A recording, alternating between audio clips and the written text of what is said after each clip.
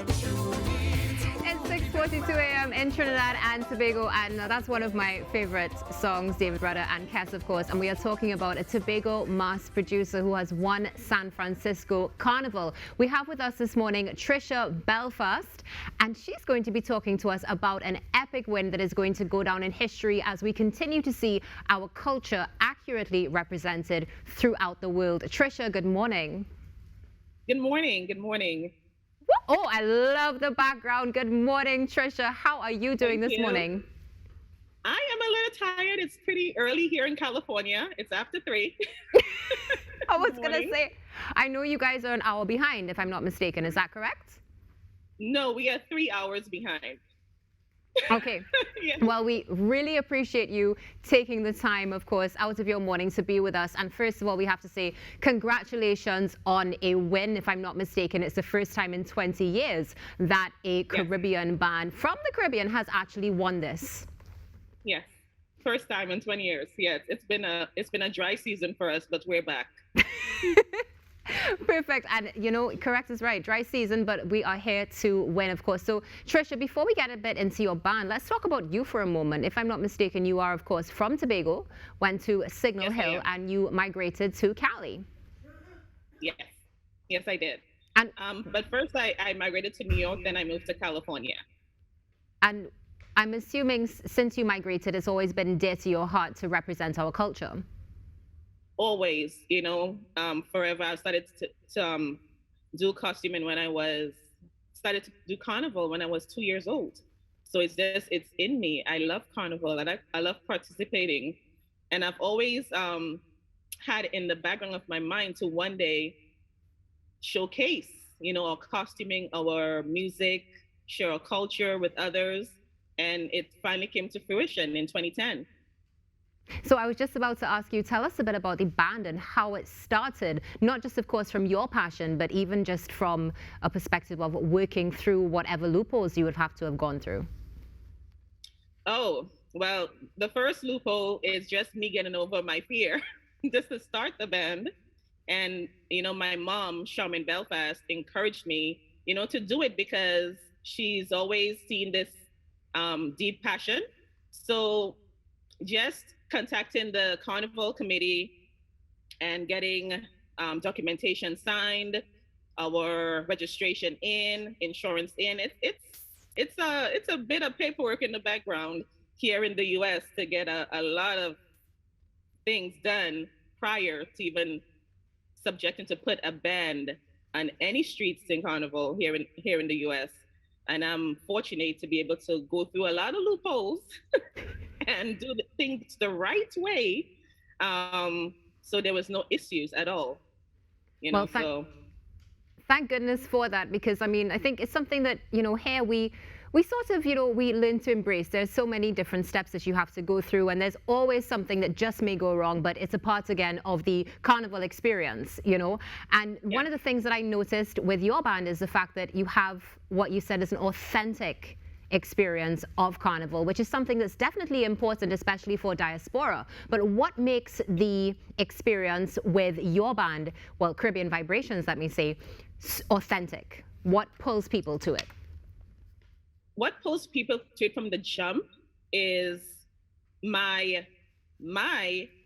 being born and bred from Tobago, being into my culture. I wasn't born here in the US, that, I took it from here and I learned whatever from here. I was born into it. So when I put my band on the road, it starts from the time they pick up their costume. And when I say authenticity, they pick up their costume on time. They get this amazing Caribbean infused costume from a, Trinidad and Tobago designer, which is myself. And also what we do as well for our band, we do a dance routine, which is part, of the judging here in California.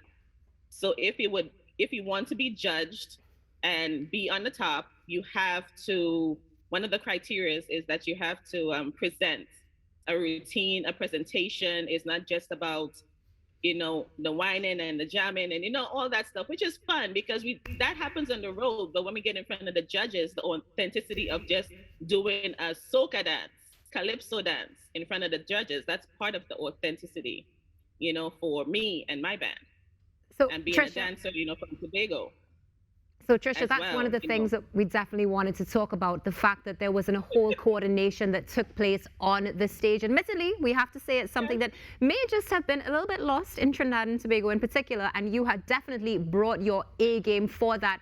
I believe we do have a video as well. Hopefully we're going to be able to show it, and you can just walk us through what it was like coordinating that and making sure that everybody knew no wine and jam right now. It's time to follow the choreography and get it done so we can win this.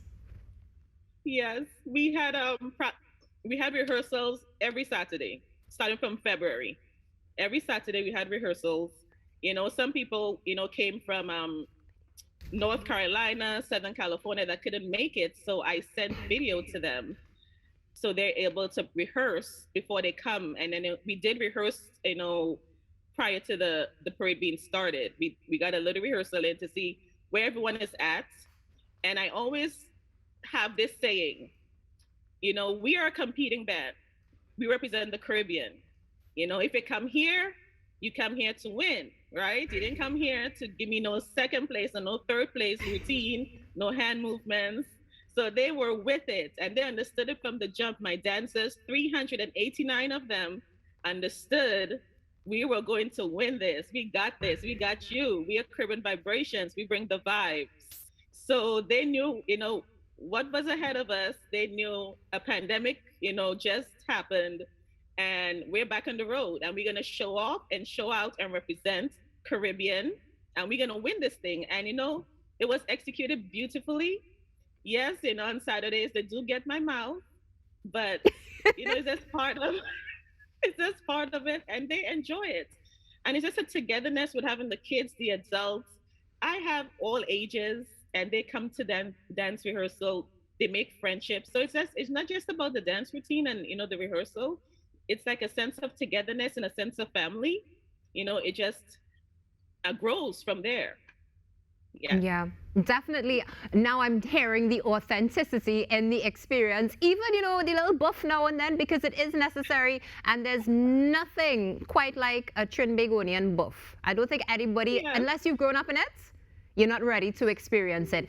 Trisha, before we wrap this morning, is there anybody that you would like to send greetings to or say thank you to for this experience and the beginning of your winning streak? Just saying. Yes.